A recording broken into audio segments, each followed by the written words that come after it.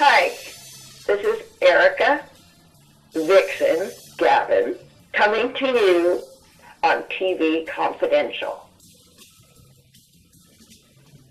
Ed Robertson welcoming you back to TV Confidential, radio talk show about television that will play part 2 of a conversation that began last week with Harrison Page. Harrison Page, the actor known around the world as Joshua in Lionheart, Captain Trunk on Sledge Hammer, CPO Robinson on CPO Sharkey, and Niles in Russ Meyer's Vixen. Russ Meyer's Vixen now available on Blu-ray through 7 Films, 7films.com. The Blu-ray edition of Russ Meyer's Vixen includes more than 3 hours of extra features, including an archival interview with Harrison Page and Erica Gavin, while the print itself was marvelously restored by 7 Films, working in conjunction with the Museum of Modern Art. Russ Meyer's Vixen available now on Blu-ray through 7 Films, 7films.com, as well as Amazon.com, where the Blu-rays are sold. Russ Meyer's Up and Russ Meyer's Motorcycle, also available for pre-order at 7films.com. Harrison Page will soon be seen in Magazine Dreams, a movie scheduled for release in theaters on Friday, March 21st. We'll ask Harrison about that a little later on in our conversation. He also recently completed production on Rock and Doris Try to Make a Movie, a comedy produced and directed by Michael Schlesinger. For more on Harrison, harrisonpage.com. You can also follow his fan page on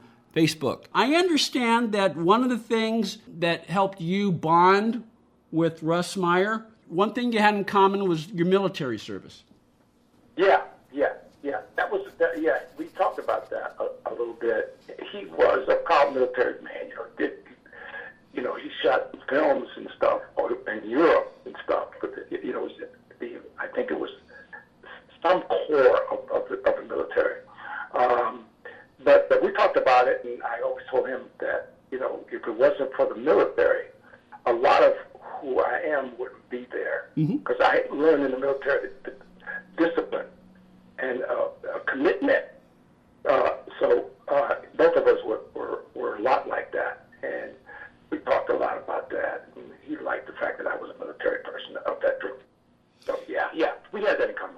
Yeah, and I would imagine that sense of discipline you got from your time in the military served you well as you pursued an acting career and as you went on to build an acting career, because no matter how many jobs you've landed before, sometimes you still got to audition. You got to find whatever it takes to do the reading in such a way that it makes a connection with either the director or whoever you're reading for so that you land the part.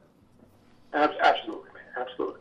But it also, what's inclusive is, as well as I know, and we all know about fear. If you allow fear to run the party, that you are in trouble. Yeah. You can't let that happen. What you do is, when the fear is there, and it comes in,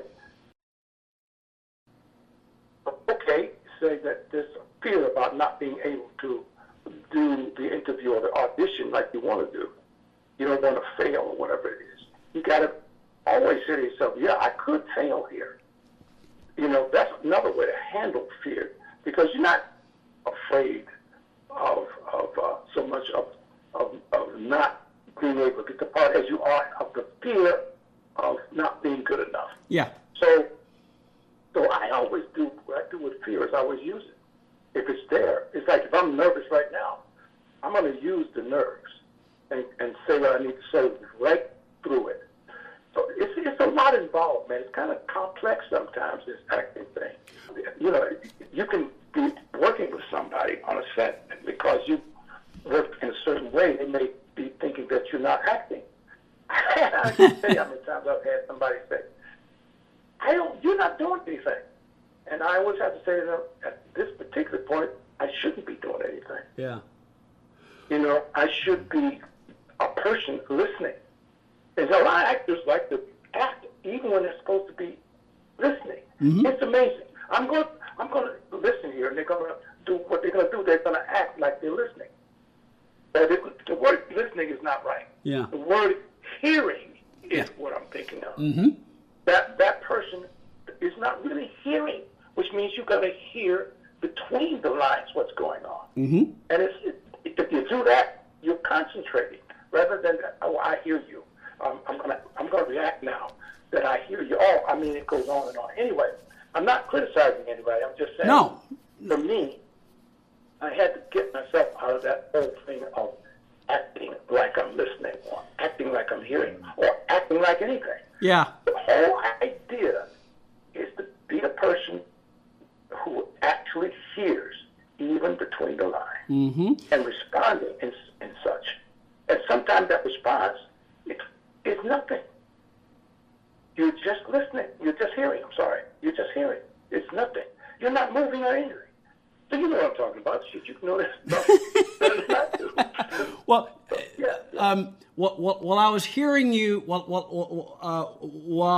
I was listening to you, one thing I heard when you're talking about some of the complexities that go into not only acting but the auditioning process. One thing I've learned from an actor friend of mine is, and you know this, is when you read for a part, to remember that you're not just reading for this part with this person today, you're reading for the next part, and you're hoping to build a relationship with that.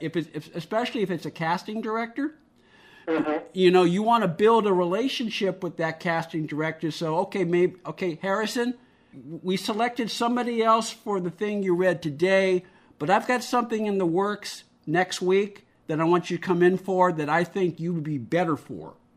And that's and a lot of times that's how it works. Yeah, it does. And interestingly enough, you say that, and that's terrific. But the bottom line is that shouldn't be stuff you're thinking about. What you should be thinking about is this moment, do the work you know how to do. Mm-hmm. The ramifications or or whatever. That's up to somebody else. Yeah. But what you want to do is the best work you can do, okay? And the casting director will either like it or not like it, or say, well, not this time, maybe next time, or whatever. The actor has to concentrate on the work that they're doing at this moment. It's like you get on a stage opening night and you're thinking, oh my God, is this going to work? Mm-hmm. You know, what we're doing, I mean, I don't know if this is going to work or not. You can't be doing that. Yeah. You got to go and do your work and not worry about the end result. Ever, because that clogs everything. It clogs creativity, by the way. Okay? So, yeah, I've actually had the experience with casting people, and there's some terrific people. They've got a hard job to do because they have to decide who's right for it, and it also has to be right for the producers, because the producers are going to look at the casting person and say stuff like, this is not, what is this, you know? And that casting director does not want to hear that. Yeah. So it's a hard job for them too. But you know, my experience with casting people, I always make sure that I am doing my best work at that time, and that's it. Harrison Page is on the line with us. Harrison Page, the actor known around the world as Joshua in Lionheart, Captain Trunk on Sledge Hammer, CPO Robinson on CPO Sharkey, and Niles in Russ Meyer's Vixen. Russ Meyer's Vixen now available on Blu-ray through Severn Films, severnfilms.com, as well as Amazon.com, and wherever else Blu-rays are sold. You can follow Harrison Page on Facebook as well as harrisonpage.com. Stay with us, folks. We'll be right back. One more item. If you're starting a company, particularly one that is in an emerging market, you know that averting any sort of legal dispute is crucial to your business plan. Our friends at Tectonic Law offer an array of services that can help you avoid and preempt future litigation while also developing and protecting your intellectual property and intangible assets. Tectonic Law serves the needs of a host of emerging industries throughout California and beyond, including industrial designers, beverage makers, artists, farmers, retail stores, health practitioners, wellness experts, cosmetics manufacturers, nonprofit organizations, innovators in sustainable practices, and libraries. Go to tectoniclaw.com to learn more about how Tectonic Law can help your business thrive. tectoniclaw.com. Rock solid representation for groundbreaking industries. This portion of TV Confidential is brought to us by our friends at Front Porch Realty, the community of realtors in the Northern Bay area of California that is committed to finding the solution that is best for their clients. Whether you're a first-time home buyer or looking to sell or lease your property in Northern California, call Karen Strain at 415-886-7411 or visit frontporchrealtygroup.com for more information on how they can help you. Well, hi, this is Lindsay Bloom, and you're listening to TV Confidential. One more question about Vixen, if I can. Okay. How did you see Niles when you first read for the role, and how did Russ see Niles when he first discussed it with you? Oh, wow. I played Niles like I saw him. And Russ was very happy with that. Russ didn't give me one single direction, not ever, because he was pleased with the way I was playing it. I didn't play him, he's a bad guy. Nor did I play him as a good guy. I played him as a human being on his way, because he's dodging a draft, trying to get to safety. And I everything that happened in that film, hey, I played a human being. I mean, no matter what. I mean, I was just out of college. I didn't have any real training in terms of being in front of the camera or anywhere for that matter. I did what I knew at the time. I thought with me in that part that I was a little bit actory, a little bit like college acting, and so I wasn't that crazy about it. But for that particular moment, it did something. It helped me, and the follow-up of that is Russ got a 3-picture deal at 20th Century Fox. Yes, and he thanked me for it a lot. So when he got ready to do Beyond the Valley of the Dolls, which you haven't talked about here, but that's okay, he sent the script to me and asked if I thought it was any good. Which I went, huh? I'm just a kid. But yeah, I'll tell you whatever. Oh, and I called him back and I said, it's good. He said to me, they don't want me to have all that sexuality in there. They want me to cut it down. And I said, I told him, look, why did they give you a 3-picture deal? Man, I'm a kid. I'm telling him this stuff that I thought, I don't know what I'm talking about, but it sounds right. So I said, look, this is what they bought. They bought what you do. And don't cut a thing out of it if you can help it. And he did exactly what I asked him to do. I don't know why he liked me so much. Other than I guess I was good enough on that film to make that happen. Well, does that answer your question? Or it does. And the reason why, and I am going to ask you about Beyond the Valley of the Dolls in just a second, but you anticipated that. But the reason I asked, how did he see Niles when he discussed it with you, and how did you see Niles? Because, and I just thought of this before I called you, Harrison. In some ways, Niles is the real. In many ways, Niles is the real hero of Vixen, because, and we talked a little bit about this with Erica, and you and you know what I'm talking about too, because in the last 20 minutes of the movie, the story turns, and there's this hijacking situation. And Niles rescues Vixen and her husband, and and so he's the real hero of the movie. Right, yeah, and I think that's how Russ saw me. He saw me as that could play that also, rather than just raping a woman.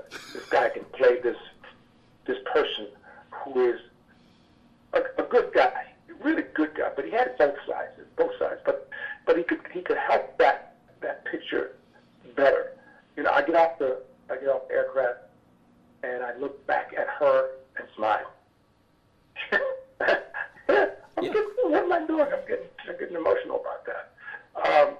I get off and I look back at her, and that's the end of my stint in the film. And yes, he turns out to be a heroic character, and you never forget it. Yeah. Ever. You don't. That's how I got in the Beyond the Valley of the Dolls, because 20th Century Fox was very pleased with that work. We'll pick up that thread when we continue our conversation with Harrison Page in our second hour. Then we will welcome Ann Serling and Jody Serling, the daughters of Rod Serling and Mark Scott Zicree, author of the Twilight Zone Companion, as we celebrate the 65th anniversary of the premiere of The Twilight Zone on CBS television and the 100th anniversary of the birth of Rod Serling. All that more when we come back for hour number 2 of TV Confidential. Please stay with us.